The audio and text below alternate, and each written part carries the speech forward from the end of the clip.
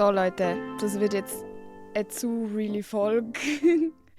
Hallo erstmal, schon lange nichts mehr gehört. Ich hoffe, euch geht's gut, mir geht's blendend. Ja, ich entschuldige mich für die lange Pause, aber ich bin jetzt wieder back und zwar mit Juice. Es wird heute droppt, es wird jetzt einfach droppt. Ich erzähle euch jetzt, was ich studiere, wie es so ist, was ich so gemacht habe. Ich erzähle von meinem ersten Praktikum. Weil ich habe keine Lust mehr, ins Mut zu haben. Ob ich es bereuen wird, das ist dann schlussendlich eine andere Frage. Weil meistens bereue ich so Sachen. Aber es ist halt mein Job. Es ist mein Job, euch mein Leben zu droppen. Und da müssen gewisse Opfergaben gemacht werden. Hallo, nimmt das scheiß Mikrofon überhaupt auf? Oh ja, es nimmt auf. Wir fangen aber erstmal kurz an mit, was eigentlich so gelaufen ist.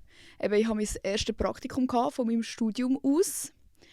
Und das war mega anstrengend, aber es war auch mega geil. Also es hat mir gefallen, kann ich euch schon mal sagen. Und jetzt am Wochenende, es ist jetzt gerade irgendwie Dienstag. Ist heute Dienstag? Wow, Dienstag. Ich habe eine Woche Ferien, jetzt nach dem Praktikum. Und am Wochenende bin ich in St. Moritz. Irgendwie an einer Fashion Show auf dem gefrorenen See. Und dann am nächsten Tag am White Turf, das ist ein Pferderennen, auch auf dem gefrorenen See. Ich check gar nicht, wie das funktioniert, weil der See ist nicht ganz gefroren. Ich habe gedacht, dass so etwas funktioniert, muss wie die ganze Fläche gefroren sein. Aber es ist einfach, an der Ecke ist Wasser. Es hat einfach eine Eisschicht, die anscheinend so dick ist. Muss ich mal herausfinden, wie dick die ist. Also, und wie die es herausfindet. Weil zum Beispiel glaub, am ersten Wochenende, es ist glaube 3 Wochenende nacheinander, und am ersten Wochenende haben sie es absagen. Ich glaube, weil es nicht genug gefroren war. Weiss ich nicht, das ist Hearsay. Das habe ich nicht selber recherchiert, das habe ich einfach so gehört. Wie findest du das raus? Und vor allem, wie machst du einfach ein Pferderennen auf dem Eis? Also, ich check nicht, wie das funktioniert, dass das hure Eis nicht einbricht, aber okay, ich bin froh, ist es nicht eingebrochen. Und wahrscheinlich, ich weiss auch nicht, wie lange es das schon geht, 100 Jahre, noch nie eingebrochen ist. Egal, ich hoffe, euch geht's gut. Ich weiss gar nicht, wie ich das jetzt droppen soll. Erstmal ein Disclaimer vielleicht, weil es werden wahrscheinlich auch Leute reinhören, die sich nicht für mich interessieren, die einfach nur schnell herausfinden wollen, was ich studiere. Und das ist auch gut und recht, das mache ich nämlich selber auch, bei anderen Leuten, die ich nicht so fühle. Wo ich aber trotzdem nosy bin und herausfinden will, was so in ihrem Leben läuft. Opferhaft übrigens, aber wir sind alle so. Ich habe jetzt ein ganzes Semester schon studiert und habe halt wirklich nie darüber geredet, was ich studiere, weil ich einfach so... Keine Ahnung, es hat mich so angeschissen letztes Mal, als ich erzählt habe, dass ich Psychologie angefangen habe und so. Und dann gemerkt habe, dass es mir gar nicht gefällt. Und dann hatte ich aber trotzdem so den Druck von mega vielen Leuten, die wollen wissen, wie es läuft, was ich mache. Und die auch immer halt ihren Senf dazugegeben haben.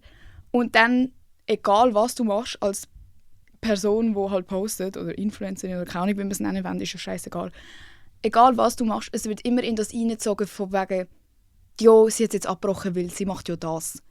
Ja, sie jetzt abgebrochen, weil sie es nicht kann. Ja, sie jetzt abgebrochen, weil... Oder das passt doch nicht zu ihr. Oder wie will sie nachher das machen? Oder... Es ist einfach irgendwie so... Immer so das Zweifelhafte. Man bezweifelt die Leute, die Geld verdienen mit Social Media. Weil man denkt ja, sie sind dumm. Und das Letzte, wo ich wirklich bin, ist dumm. Und ich glaube, das wissen eigentlich eher, die zuhören. Aber so in der breiten Masse... Die Leute wissen ja nichts über mich. Die sehen dann vielleicht ein Video, wo ich sage, ja, ich studiere das und das. Und dann machen sie irgendein Bild davon und sagen mir das sofort, was ihr Bild von mir ist. Und das kann ich halt einfach nicht brauchen in einem Studiengang, der neu für mich ist und wo ich selber, wie jetzt am Anfang eigentlich noch herausfinden, passt das zu mir, passt das nicht, breche ich auch das wieder ab oder finde ich es mega cool. Und darum habe ich mir jetzt wie die Zeit einfach genommen, um das einfach für mich selber herauszufinden. Egal, was die Öffentlichkeit davon denkt. Weil ja, auch wenn ich ein grosses Maul habe und eine grosse Meinung zu allem, bin ich trotzdem einfach eine 21-Jährige, die sich auch beeinflussen lässt, wenn mir 100'000 Leute sagen, das passt nicht zu dir, wieso machst du das, du bist doch dumm, dass du überhaupt etwas studierst, du hast doch jetzt so eine grosse Chance. Aber das ist natürlich auch ein Aspekt, ich sollte studieren, aber ich müsste nicht studieren. So dumm wie es klingt, jetzt gerade ist es wie blöd für mich eigentlich, aus einer finanzielle Perspektive, aus einer Business-Perspektive ist das Dümmste, was ich gerade machen könnte. Und das hörst du natürlich auch von jeder Seite, hinter der Kulisse. Weil alle anderen in diesem Game mehr oder weniger sind älter als ich, denken sich, bist du blöd, du kannst immer studieren. Die haben aber alle das schon hinter sich. Die haben ihr Leben wie schon ein bisschen gelebt, die haben zum Teil schon Kinder, die haben jahrelang einen 0815-Job ausgeübt, wissen, wie es ist zum Arbeiten, wissen, wie es ist, eine Ausbildung zu haben. Und ich habe halt legit einfach das Gimmi gemacht. Period. Nichts. Und ich brauche das halt auch. Auch wenn es vielleicht nicht das Gescheitste ist, zum mega rich werden und blablabla, weil ich habe halt jetzt einfach viel weniger Zeit. Das haben wir ja auch gemerkt. Ich kann nicht mal mehr meinen Podcast ordentlich führen, was mich übrigens auch nervt. Ich hoffe, das wird besser. Jetzt, wo ich auch über alles dann erzählen kann. Aber ich glaube, das ist einfach etwas, was ich brauche für mich selber als Person. Ich meine, was hätte ich euch zu erzählen als 21-Jährige, die selbstständig ist, seit sie irgendwie 18, 17 ist und einfach daheim hockt den ganzen Tag? Ich meine, die Ära von mir haben wir auch miterlebt, nachdem ich das Psychologiestudium abgebrochen habe und erst mal ein Jahr nur Social Media gemacht habe. Das ist nicht für mich, das ist fucking langweilig. Und alle, die euch etwas anderes erzählen, lügen entweder oder füllen halt ihre Tage jeden Tag mit irgendetwas Krassem, wo sie dann filmen können, wo dann irgendwann halt auch verleidet, weil wer hat schon Lust, jeden Tag seinen scheiß Tag zu filmen und nur Sachen machen, damit man es filmen kann? Niemand! Es funktioniert vielleicht und die Leute schauen es gerne, aber so selber für das eigene Leben und wie cool es ist, I doubt it. Und darum habe ich das wie einfach selber herausfinden müssen. Und es gefällt mir, das Studium gefällt mir. Obwohl es ein Studiengang ist, der niemandem gefällt. Ich will es irgendwie nicht sagen, es ist irgendwie mega komisch. Nein. Ich werde Lehrerin, Leute. Vielleicht, wenn ich es fertig studiere. Also die Aussicht ist, dass ich Lehrerin werde. Könnt ihr euch das vorstellen? Weil die meisten sagen eben, nein, können sie nicht. Und das finde ich blöd, weil, hallo, kennt ihr mich? Seht ihr mich? Ich bin emotional intelligent. Ich muss mich jetzt hier kurz rechtfertigen, obwohl ich allein im Zimmer hocke. Ich bin emotional intelligent. Ich bin mega gerne in der Schule. Ich bin gescheit. Ich würde sogar sagen book-smart. Nicht so street-smart, aber ich kann gut lernen und so Deutsch und so. Alles, was man so in der nicht so krassen Schule lernt, kann ich.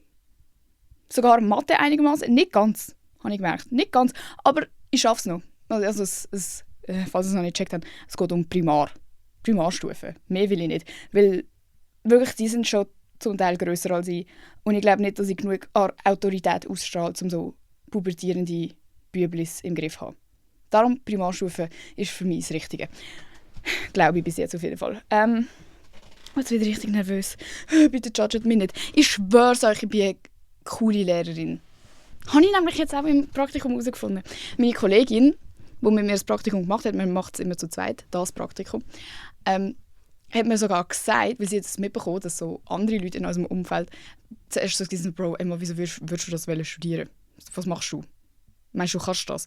Weil ich ja eben vor allem so Social Battery-mässig ein Problem habe und ich weiß auch nicht, wieso sonst, aber so mit meiner Social Battery komme ich nirgends an, in keinem Beruf. So, ich muss das einfach überleben. Das könnte man mir bei allem sagen. Aber die Kollegin hat mir dann im Praktikum hat sie mir einfach auch gesagt, so, Bro, Emma, man muss wirklich sagen, also die das bezweifelt haben, die hätten die jetzt hier mal sehen sollen. Du kannst das richtig gut und so. Grüße gehen raus, ich weiß nicht, ob sie das hören wird, aber das ist wirklich so, ich habe mich richtig wohl gefühlt im Praktikum und auch unsere Module, die wir bis jetzt hatten, so, es ist ein mega einfaches Studium, muss man auch sagen. Es ist so einfach, du machst wirklich, also wenn man sagt, PH ist für Dumme und Faule, low-key, kann nicht widersprechen. Ich kann nicht widersprechen, weil du kannst das auch mega halbarschig durchziehen, das Studium, und kommst wahrscheinlich immer noch durch. Wenn ihr wisst, was ich für Leute in diesem Studium kennengelernt habe. Und das werden die zukünftigen Lehrpersonen. I don't know what to say about this, because I don't want to front anyone, but this is a front. Aber man kann es sehr gut machen und man kann auch sehr viel selber noch überlegen. Weil das Studium gibt dir definitiv nicht alles mit, was du brauchst, um Lehrperson zu werden. Nein, das stimmt. Aber wenn man ein bisschen ein eigenes Hirn hat, dann kommt man eigentlich schon darauf, was man besser machen könnte und was man sich auch noch überlegen muss und so weiter und so fort. Und mein Ziel wäre es nämlich, eine gute Lehrerin zu werden. Eine nette Lehrerin, eine rücksichtsvolle Lehrerin. Und ich glaube, ich habe das Zeug dazu. Ganz ehrlich, das darf ich jetzt mal von mir selbst behaupten. Ja. Genau. Also, was wir bis jetzt für Modul hatten, weil das interessiert euch ja mega. Ihr seid alle so, Emma, bitte sag uns, was du studierst, weil ich weiß selber nicht, was ich studiere und vielleicht kannst du ja Inspo geben. Bis jetzt haben wir Deutsch gehabt, und dann du hast immer Fachdidaktik und Fachwissenschaft. Also einmal, wie du das beibringst und einmal, was du beibringen musst. Also dass du nochmal wie eben die Wissenschaft, so das Wissen dahinter nochmal so ein bisschen auffrischst. Die Module sind eigentlich so low-key, so ja okay, braucht man nicht so. Und Fachdidaktik finde ich einfach mühsamer, weil das kann ich obviously schlechter als Fachwissenschaft, weil das Fachwissenschaftszeug, zum Beispiel im Deutsch, was machst du im Deutsch bei Fachwissenschaft? Ich weiß es nicht mal mehr. Ich weiß nicht, die Prüfungen sind so lange her. Aber zum Beispiel, dass es verschiedene Arten gibt, ein Wort zu sagen, vor allem in der Deutschschweiz, und dass du dann Rücksicht nehmen musst darauf, dass es halt auch Kinder gibt mit Deutsch als Zweitsprache und wie du das dann vermitteln kannst. Ist low-key auch wieder Didaktik und nicht Wissenschaft. Sie halten das auch nicht so wirklich auseinander in diesem Modul. Und im Fach Didaktik lernst du dann zum Beispiel, wie du die Buchstaben musst richtig schreiben, das Alphabet, damit es am einfachsten und am schnellsten ist für die Kinder zum Lernen. Und du musst eine spezielle Schrift lernen. Blockschrift? Nein, nicht Blockschrift. Ich weiß schon nicht mehr, wie es heisst. Es ist auch wirklich so egal, weil es macht im echten Leben niemand. Aber du machst dann halt so theoretische Sachen, die natürlich pädagogisch sinnvoll wären und irgendwie so halb erforscht worden sind. Aber ob du das dann in der Realität umsetzt, ob du genau diese Schrift machst, das überprüft dann halt wie niemand. So. Aber es geht auch sehr viel darum, eben, wie du mit Kindern umgehst, die eben Deutsch als Zweitsprache haben oder halt so ein bisschen Diversität und wie du alle kannst inkludieren, auch die Schnelleren, weil das hat ja auch immer, das habe ich jetzt auch im Praktikum gemerkt, das ist im Fall richtig anstrengend. Und ich habe früher immer zu diesen Schnellen gehört und ich habe immer extra Aufträge gehabt und das ist im Fall mega anstrengend, wenn man das immer muss vorbereiten muss. Wenn du eine Stunde planst, musst du immer im Kopf haben, was mache ich mit den Schnellen, weil die sind nach 2 Minuten fertig und die Langsamen brauchen eigentlich 2 Lektionen dafür. Das ist, Leute, wirklich, wenn ich zurückdenke an meine Primarschulzeit, ich habe so das Gefühl, ich kann mir nicht vorstellen, dass irgendjemand von denen eine Stunde überhaupt vorbereitet hat. Ich bin halt einfach in die Schule gegangen und habe den Anschiss gehabt, low-key, oder habe mich einfach gefreut, um ein bisschen Aufgaben zu lösen und habe nicht überlegt, dass die Lehrperson vielleicht etwas Cooles mit uns gerade am machen ist. Es war wie so, wir machen einfach. Aber dass es guten Unterricht und schlechten Unterricht gibt, ist mir im Fall egal gewesen. Oder ist mir gar nicht aufgefallen. Man hat dann einfach die Lehrer, die coolen Unterricht gemacht haben, irgendwie lieber gehabt. Aber man hat irgendwie, also ich habe nicht hinterfragt, wieso. Ich habe gedacht, ja, der Herr Blablabla ist viel cooler als die Frau. Hihihi. Aber es steckt einfach so viel dahinter und du musst dir so viel überlegen. Und im Praktikum, also im ersten Praktikum geht es vor allem darum, dass du so in die Rolle hineinfindest. So Rolle Lehrperson. Weil das ist mega komisch. Du stehst einfach so vor die Klasse und tust, als wärst du Lehrerin. Die checken auch nicht. Also die sagen dann nicht zu sich selber, ja, das ist ja gar keine richtige Lehrerin. Du kommst dort rein und sie sagen dir Frau Hihihi und Lehrerin. Das ist denen egal, ob du eigentlich Lehrerin bist oder nicht. Du kommst dort als erwachsene Person rein und sie sagen es einfach. Und dann musst du dich auch verhalten wie eine Lehrperson. Und am Anfang ist es mega komisch, weil du weißt selber, du bist das gar nicht. Und du musst dich dann irgendwie so im Griff haben, die Kinder. Und so entscheiden, was sie zu tun und zu lassen haben und so. Und darum geht es im ersten Praktikum mega fest um das und noch gar nicht so richtig um, wie unterrichtest du richtig und was machst du und wie verhaltest du dich, weil das hast du ja natürlich im ersten Semester noch gar nicht richtig gelernt. Ich glaube, das lernst du eigentlich auch in keinem Semester. Sind wir ehrlich, wir lernen ja nur theoretische Sachen. Wie du dann im Klassenzimmer funktionierst, ist ja nochmal etwas ganz anderes. Aber ja, darum, so Rollenfindung und so, habe ich mega Respekt davor gehabt, weil ich auch gedacht habe, ja, vielleicht kennen die mich auch, was mache ich dann? Nehmen sie mich dann nicht ernst, wenn sie so meine Videos gesehen haben und wissen, wie ich rede und wie ich sonst tue. Aber es war gar kein Problem gewesen.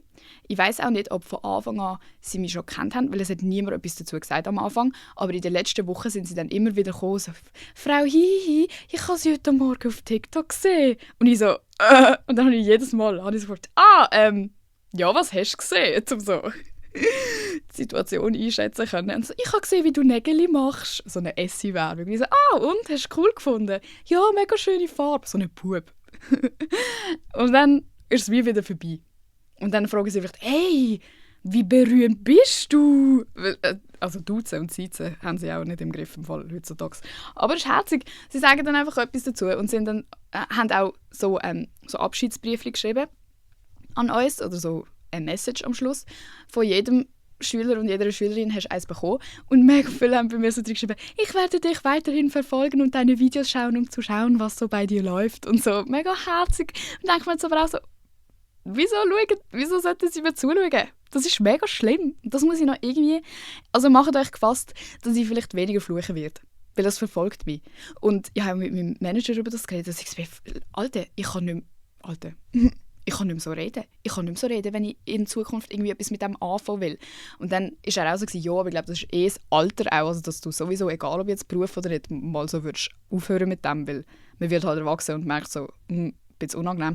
Aber ich glaube nicht, dass ich so wäre. Ich habe das Gefühl, ich werde 40 sein und immer noch so grusig reden, weil ich finde es einfach lustig und es ist so ein Stilmittel. Irgendwie it adds a little spice.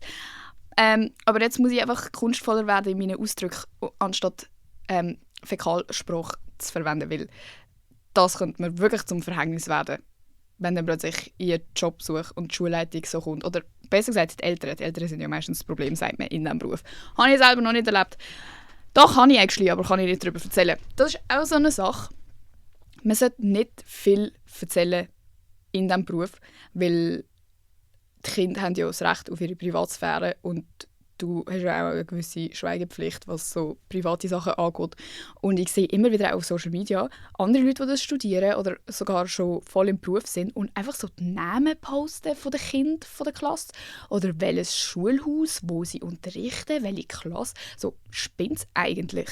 Das sind Kinder. Das ist genau das Gleiche, dass man kein Kind im Internet zeigt. Darum ich werde mit meinen Beschreibungen in Zukunft und auch einfach jetzt in dieser Folge sehr vage bleiben, dass man sicher mal nicht herausfinden können, um wer es geht oder was es ist oder so. Einfach so ganz generell. Genau, aber das mit der Rollenfindung und so in das Lehrerinnen-Sein reinkommen, ist im Fall eigentlich noch einfacher, als ich gedacht habe. Also sicher nicht für Leute, die dann merken, oh, das ist gleich nicht für mich, weil es hat auch geheißen, dass mega viele dann im ersten Praktikum merken, Scheiße, ich kann das glaube nicht. Und das ist ja auch völlig fair. Weil du stehst dann vor so, keine Ahnung, 20 Kindern, die dich anschauen und etwas von dir erwartet. Und wenn du dann dich unwohl fühlst oder gar nicht weißt, was machen oder ja, einfach dich fehl am Platz fühlst, dann kommt es halt nicht gut. Und darum finde ich es auch cool, dass man so früh schon das Praktikum macht.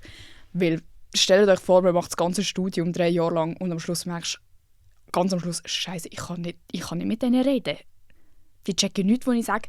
Und das ist auch eine Sache, was mega ungewohnt ist, dass man sich ja mittlerweile so gewöhnt ist, mit erwachsenen Leuten zu reden, dass du dann wieder so auf das Kindliche irgendwie kommst und du merkst so, zum Beispiel, wenn man sagt, ja, ihr könnt das individuell lösen.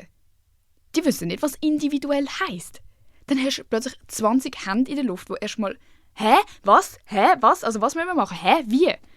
Und dann merkst du richtig, du musst richtig aufpassen, wie du was sagst, weil sonst hast du einfach ein See von confused Gesichtern vor dir, wo du erstmal wieder retten musst. Und das ist etwas, was wir mega gelernt haben und wo unsere Praxislehrperson heisst das, also die Lehrerin, die einem for real betreut, die die Klasse actually hat, wo uns das so mega beigebracht hat, dass man muss schauen, wie man die Sachen formuliert. Zum Beispiel, wenn man anfängt zu sagen, ihr könnt jetzt euer Dossier führen und dann geht ihr dort und dort hin. Wenn du noch nicht willst, dass die jetzt in dem Moment aufstehen und dort hinlaufen, weil du ja eigentlich noch etwas zu erzählen hast, dann darfst du nie im Leben sagen, ihr könnt jetzt euer Dossier führen. Weil Kinder machen einfach das, was du sagst. Du musst nicht sagen, wenn ich fertig erzählt habe, könnt ihr das grüne Dossier, einen Bleistift und ein Radiergummi mitnehmen und dann könnt ihr für in den Kreis kommen. Wenn du nicht alle diese Sachen sagst, dann wird niemand einen Bleistift dabei haben, niemand wird einen Gummi dabei haben. Und niemand wird erst dann laufen, wenn du willst und dir zugelassen hast, sondern sie machen einfach. Und das ist so anstrengend und man merkt dann jedes Mal, wenn man etwas vergessen hat, sagt so, Scheiße, jetzt stehen sie auf und es ist meine Schuld, weil ich es nicht richtig gesagt habe. Und man muss so aufpassen, was man sagt und wie man es sagt und auch wie man über das Kind redet. Und das ist mir mega wichtig, weil ich bin ja humorvoll und das habe ich auch weiterhin, also habe ich auch in dieser Lehrerinnenrolle gemacht, also ich habe mega Witzli gemacht und hi. Aber dann muss man mega aufpassen, dass man niemand frontet oder nicht etwas so Persönliches sagt oder so, weil ich meine, ihr kennt das ja selber noch von der Schulzeit, wie fest etwas, was eine Lehrperson sagt, einen Impact haben kann. Wir wissen alle noch Sachen, die eine Lehrperson vielleicht an einem Tag gesagt hat, wo die Lehrperson sich wahrscheinlich nicht dabei gedacht hat und einfach irgendetwas gesagt hat und man selber weiss das ganze Leben noch, weil das so eine Autoritätsperson ist, wo du so viel Respekt davor hast und die Meinung hat so viel Wert, dass man mega aufpassen muss, was man sagen soll. Zum Beispiel wir hatten das Thema Adjektiv und dann haben die Kinder so Schilder gemacht, wo sie einander gegenseitig beschrieben haben mit Adjektiv. So zum Beispiel, er ist blond und hat blaue Augen, er ist sehr nett und fleißig. Und dann habe ich am Schluss von einer Stunde, so zur Abrundung von der Stunde, habe ich gesagt, ich beschreibe jetzt ein paar Kinder und ihr müsst erraten, wer die sind. Und dann habe ich halt gesagt, ja, er ist ein mega netter und ein mega cooler, aber heute im TV hat er mega langsam geschafft. Und dann habe ich so, ich bin jetzt gelacht und so. Weil er und ich haben eigentlich so zusammen darüber gelacht im TV, dass er mega slow war, weil er halt die ganze Zeit nur am Reden war. Und ich immer wieder so, hey, willst du nicht etwas machen? Und er, nein. Und ich, ja, in dem Fall. Also weißt, es war schon lustig, aber dann vor der ganzen Klasse sagen, ja, er hat heute mega langsam geschafft, macht man halt einfach nicht.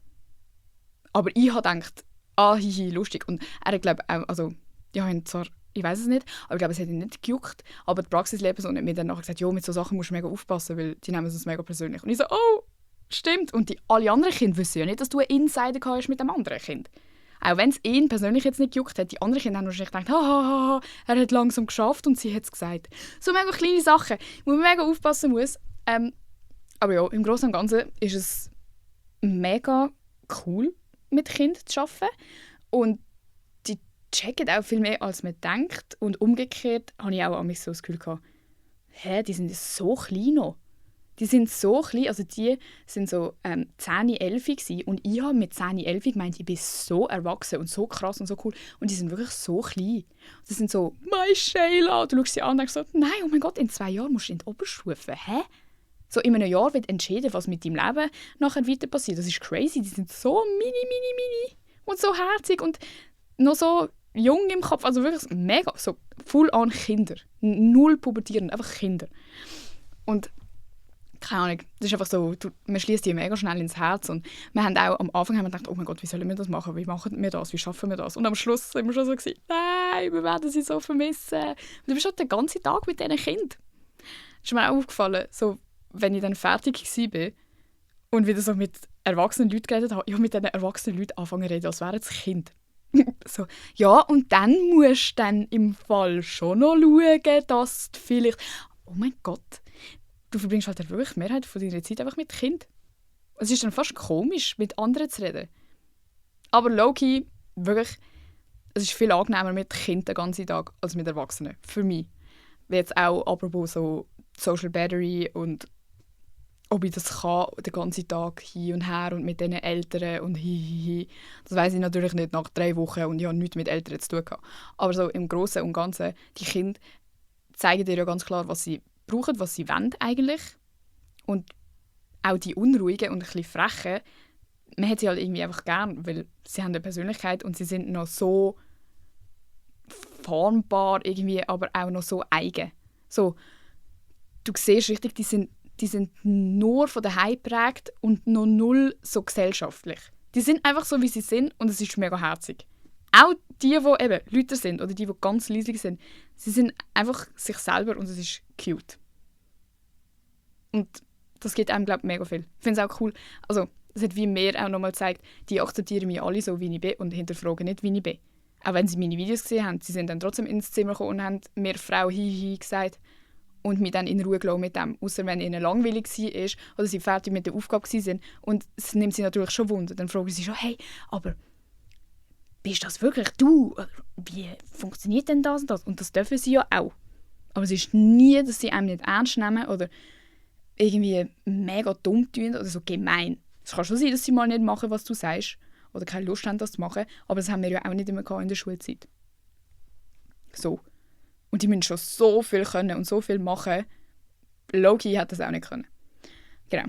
Und was man sonst noch in diesem Praktikum gemacht hat, ist, also am Anfang hast du mir so ein bisschen zugeschaut und so ein bisschen geholfen. Einfach so die Lehrerin hat ihre Stunde gemacht und du bist wie so am Assistieren gewesen. Einfach, wenn sie aufgecheckt haben, hast du auch geholfen. So, was übrigens mega schlimm ist in Mathe, weil sie haben das Thema Brüche gehabt und ich habe das noch nie können und ich kann es immer noch nicht. Zum Teil habe ich einfach gejebt. Und dann bin ich ganz schnell die Lösung anschauen und habe gecheckt, oh mein Gott, das stimmt nicht einmal.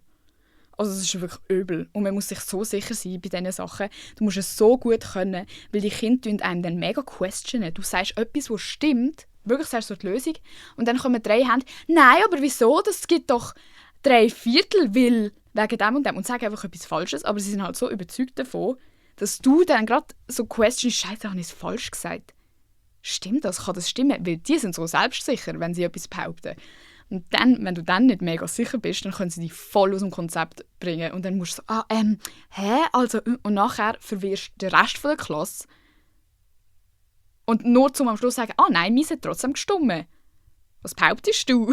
So, du musst so sicher sein. Und im Deutsch kann ich das richtig gut.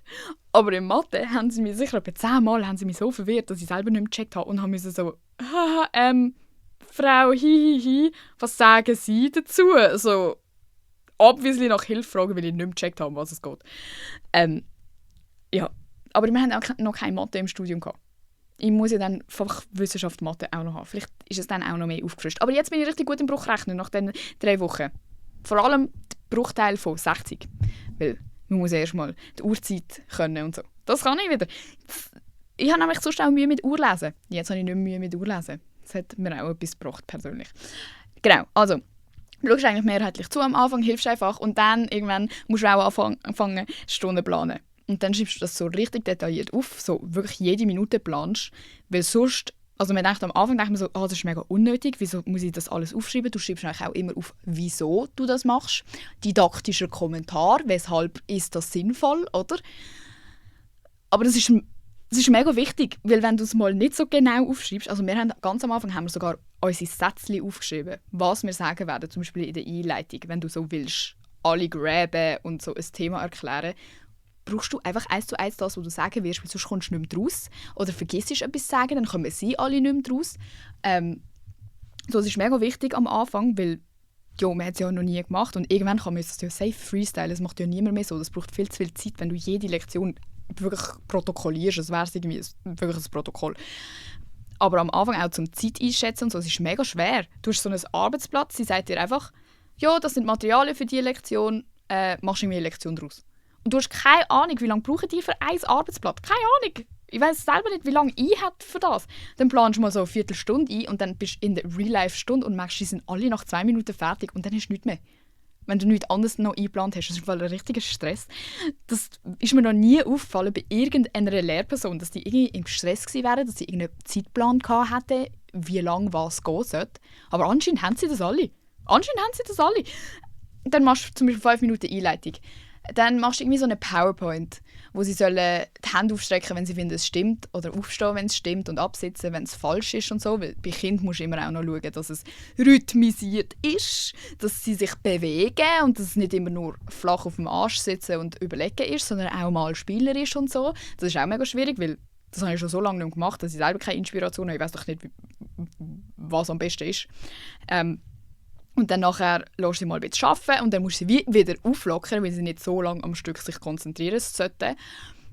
Und dann machst du irgendwie so ein Bewegungsspiel und nachher schaffen sie dann weiter und am Schluss machst du noch einen coolen Abschluss, wenn du eine tolle Stunde machen willst. Leute, das ist im Fall so anstrengend, das zu planen. Für jede Stunde irgendwie etwas Cooles, hihihi. Wir haben auch nicht jede Stunde so gemacht, aber wir haben uns schon Mühe gegeben eigentlich. In der letzten Woche haben wir uns nicht mehr so Mühe gegeben, weil wir so müde waren, aber die ersten 2 Wochen haben wir wirklich reingeschwitzt. Und wir haben auch mega gutes Feedback bekommen, also sie war mega zufrieden mit uns und es war so, ja, es ist wirklich gut, wie ihr das macht. Ja, wir sind mega schnell so in die Rolle reingekommen, glaube ich, und weil wir halt die Kinder auch mega gerne hatten und so mit ihnen gebondet haben. Wir haben auch von Anfang an schon alle Namen auswendig gelernt, vor dem, dass wir angekommen sind, das hat mega geholfen. Ist es irgendwie so, es hat halt Spass gemacht und man hat es Bälle gut machen. Ich glaube, das ist mega wichtig. Also wenn ihr euch das überlegt, dann müsst ihr, glaube ich, schon auch so ein bisschen ehrgeizig sein und perfektionistisch und so jetzt, doch, ich will das und ich kann das.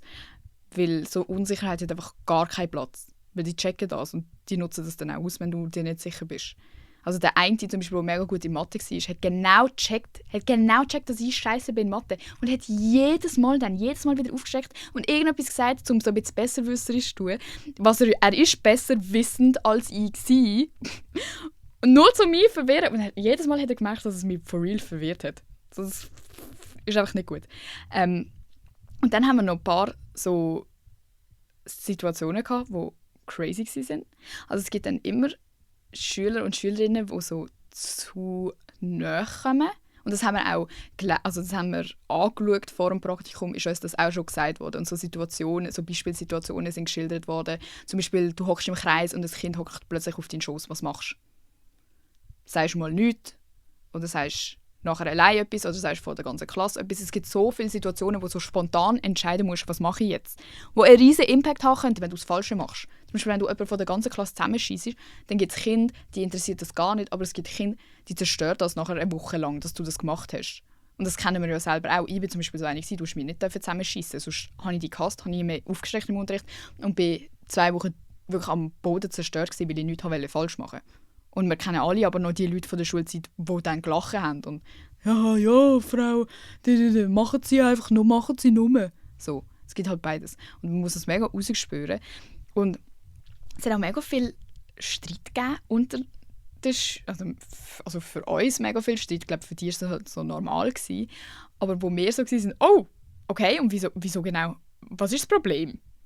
Weil du hast einfach random Streit miteinander in der Schule.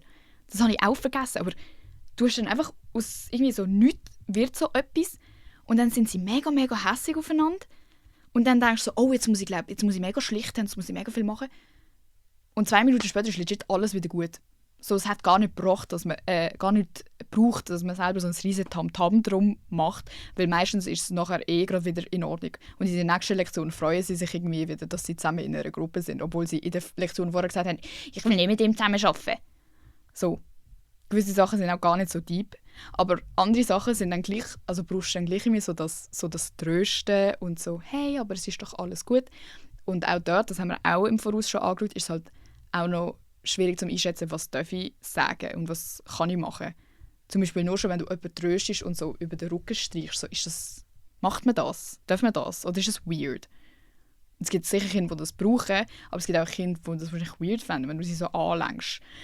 Und man muss natürlich, ich glaube, als männliche Person als Mann musst du immer noch ein bisschen mehr aufpassen und so, aber einfach mal ganz allgemein.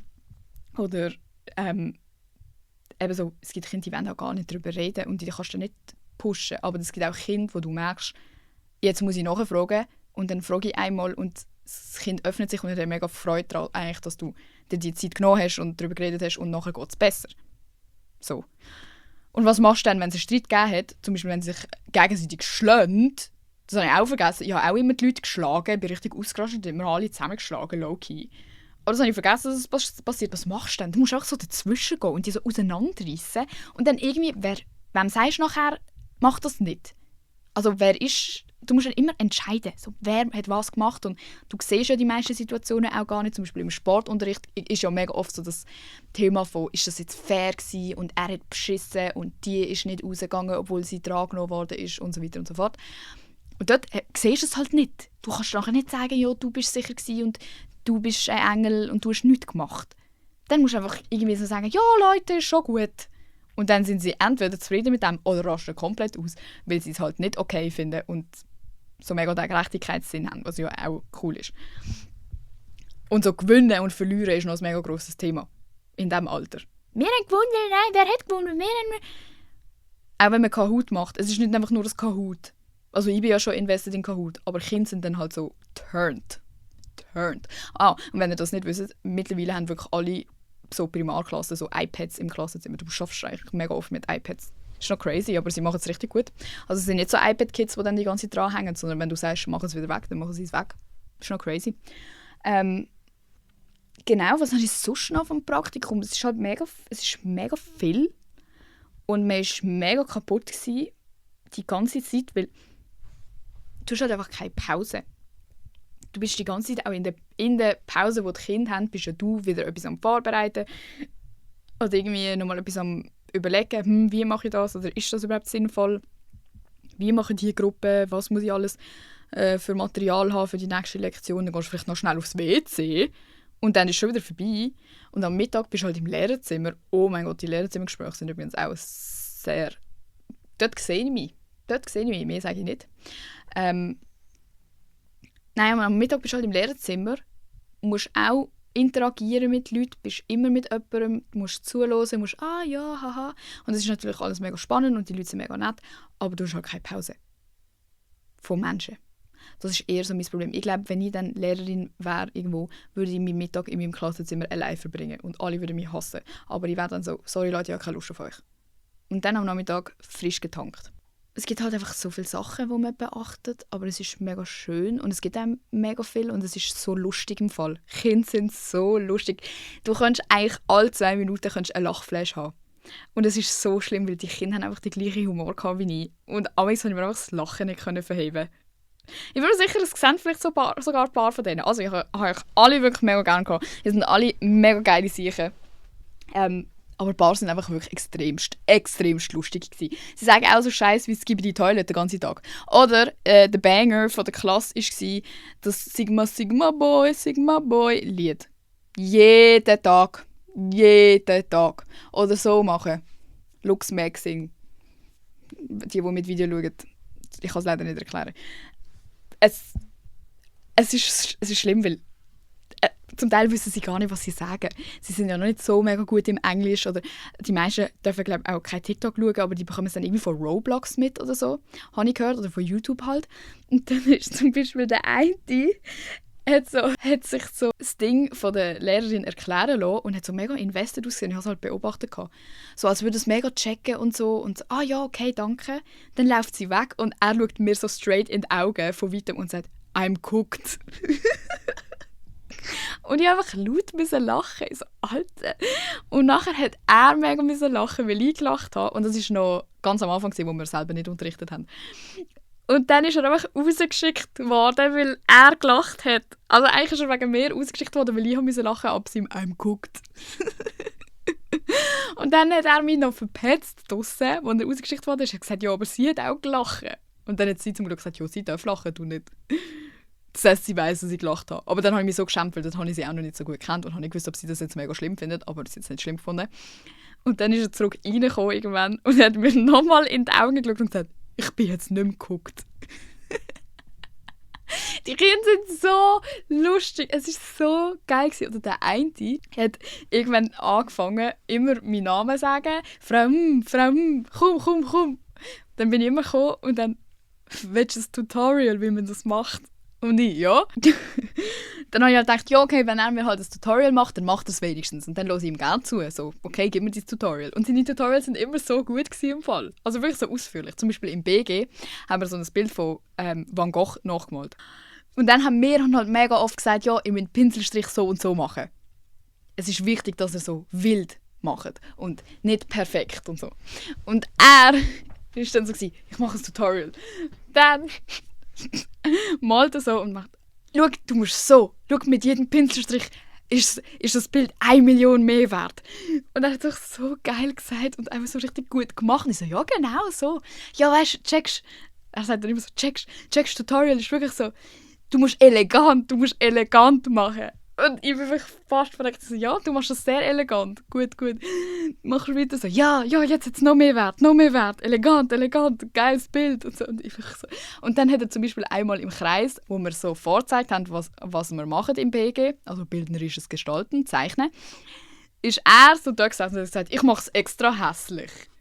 Und dann habe ich mir das natürlich gemerkt. Und dann habe ich aber gesehen, dass es mega schön macht nachher am Platz. Und dann bin ich an und habe gesagt, hey, ich habe gemeint, du willst es extra hässlich machen. Wieso machst du es jetzt so schön? Und er, ja weißt, checkst, ich muss daheim flexen. Ich kann nicht mit einem hässlichen Bild heimkommen. Und ich so, ja fair, dann geh du flexen. Und ich finde das halt selber mega lustig, wenn du als Lehrerin, die denken, ja, du bist so 40. Dann auch so, du bist 21, wow, mega alt und so. Dann, wenn du selber dann die Wörter brauchst, die sie brauchen, so flexen oder ich denke, willst du es hässlich machen und so, dann finden sie das mega lustig und sind so mega invested und du kannst sie so mega packen mit dem. Aber sie haben mich mega gepackt mit dem, weil es so lustig war. Das sind wirklich so Das sind die kleinsten Einblicke, Leute. Ich kann euch nicht mehr erzählen, weil sonst checkt man halt, wer die Kinder sind, wenn man das hört und die Kinder vielleicht kennt. Aber es ist so lustig. Und der ganze Tag, jeden Tag ist einfach cool mit denen. Und logisch, es ist nicht alles toll und es ist mega anstrengend und es ist sicher, also ich habe vielleicht 10% von diesem Beruf gesehen. So, don't get me wrong. Ich meine jetzt nicht, dass das ein Schocki-Leben ist. Aber es ist trotzdem so lustig und es hat mir so viel Freude gemacht. Und ich habe das Gefühl gehabt, dass ich es gut mache. Natürlich nicht perfekt, weil ich auch keine Ahnung hatte, was ich am machen bin, aber ich habe das Gefühl gehabt, es passt. Und dass es so überkommt, wie ich es gerne hätte, dass es so überkommt. Und das ist mega wichtig, glaube ich. Ja. Und dann hat man noch einen Tag, wo jemand vom Studium, ein Dozent, kommt vorbeischauen. Und das war so schlimm, weil genau in dieser Stunde musste ich ein neues Deutschthema einführen. Und die haben einfach gar nichts gecheckt. Weil es ist auch darum gegangen, dass man Adjektiv nominalisieren kann. Also zum Beispiel «schön» ist das Adjektiv und nachher sagst du «der Schöne». Und plötzlich wird es gross geschrieben und sie checken nicht, wieso und warum und wieso das jetzt einfach ein Nomen wird. So fair. Das checken Erwachsene zum Teil nicht, dass man das gross schreibt. So, ich habe etwas Grosses für dich. Wer schreibt das gross von euch? Hoffentlich die Mehrheit, aber I doubt it. Ich kann das halt einfach. Aber dann ihnen das erklären, wieso und warum. Und sie fragen einfach nur noch, wieso? Wieso? Was willst du denn sagen? Ja, weil es halt einfach so ist. Und dann musste ich das vor dem Dozent machen. Und er hat sich die ganze Zeit eingemischt, irgendwie. Obwohl er eigentlich nur beobachten hätte sollen. Und das hat mich dann mega gestresst. Erst dann, das war das erste und das letzte Mal, wo ich so in Stress gekommen bin und so nicht mehr gewusst habe, was machen. Weil es mir so unangenehm war. Und nachher musst du noch so reflektieren und so darüber reden und ja, wie war es gewesen? Und dann bin ich halt einfach da gesessen und habe gesagt, ja, wir haben halt gemerkt, sie haben es nicht gecheckt, so wie ich es erklärt habe. Ich musste einen anderen Weg finden, um es zu erklären, aber ich hatte keinen anderen Weg gehabt, weil ich das selber noch nicht gelernt habe. Dann habe ich basically ihm ins Gesicht gesagt, so, ja, in meinem Studium hat man mir nicht beigebracht, wie man das macht. Ich habe es einfach so probiert und es hat nicht geklappt. Nächstes Mal muss ich es anders machen. Ja, aber was hättest du denn können machen? Was hättest du können machen? Und ich weiss es nicht, sonst hätte ich es gemacht. Ja, aber wenn du so überlegst, was könntest du machen? Bro, wirklich. Das ist genau das, die PH-Leute. Die sind ein paar sind mega cool, aber ein paar sind wirklich so, wo du dir denkst, kannst du mich einfach in Ruhe lassen mit deinem blöden Reflektieren. Man checkt doch, dass ich gemerkt habe, es geht nicht. Und man checkt, dass ich mir den Gedanken schon gemacht habe, oh, nächstes Mal muss ich es anders machen. Was will ich mehr machen? Bring es mir bei. Dann habe ich gefragt, ja, was denken denn Sie? Was hätten denn Sie jetzt gemacht? Ja, das kann ich jetzt hier auch nicht ganz sagen. Aha. Ja, das macht natürlich dann wieder Sinn. Dann hat er so angefangen. Ja,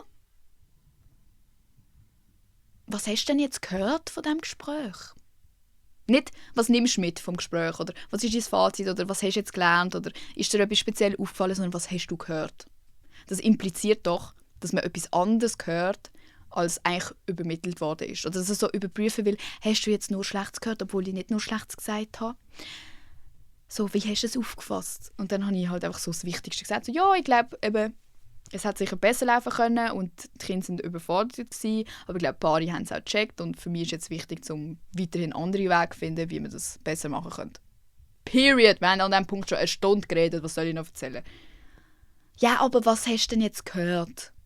Und ich, ja, also das. Ja, nein, aber... Und dann habe ich irgendwann gefragt, weil er hat immer so offene Fragen gestellt, wo so obviously merkst, er hat etwas im Hinterkopf, das er hören will. Aber er war nie zufrieden mit den Antworten. Und dann habe ich gefragt, ja, was wollen Sie denn genau hören? Also, haben Sie eine spezifischere Frage? Weil dann kann ich vielleicht besser antworten. Nein, ich habe nichts im Hinterkopf. Aber so, ja, also was haben Sie denn schlecht gemacht? Hat er mir genau gesagt, was er von Anfang an hören wollte, weil er von meinem Maul hören als Fazit, was ich alles Scheiße gemacht habe. Wow, das ist aber pädagogisch sehr wertvoll. Er hat uns einfach, meiner Kollegin und mir, am Anfang ein ganz generelles Feedback gegeben für beide, dass es mega schön war zum Zuschauen und dass wir schon richtig gut und weit und haha und angenehm sind und wow und schon schön eindrücklich. Und nachher nur noch Scheiße. Wirklich nur noch Scheiße. Wer macht das, wo an der PH Dozent ist? So, habt ihr schon mal vom Feedback-Burger gehört? Gut, schlecht, gut. Nicht 2 Minuten halb gut und nachher eine Stunde Scheiße. Obwohl er uns eigentlich mega gut gefunden hat. Aber das ist halt null übergekommen. Und ich bin dann wirklich aus dem Gespräch rausgegangen und habe gedacht, wow, ich bin einfach ein Stück Scheiße. Und dann hat die Praxislehrperson uns wieder so aufpeppen oder mich so aufpeppen. So, nein, er hat das nicht so gemeint und so. Er hat es, ich glaube, falsch übergebracht. Dann hat sie ihn noch an einer Weiterbildung irgendwie angetroffen und er war schnell so, ja, die 2 machen das ja super, die schaffen das 0,0, 0, im 0, nix und so. Okay, dann sagen wir das doch ins Gesicht. Das ist wirklich das Mühsamste an dieser Ausbildung. Dass ein paar von diesen Dozenten einfach wirklich so, du denkst so, oh mein Gott. Hab einfach... Nein, das sage ich jetzt nicht, weil so redet man nicht mehr. Aber manchmal denkt man sich einfach, wieso? Was? Jo.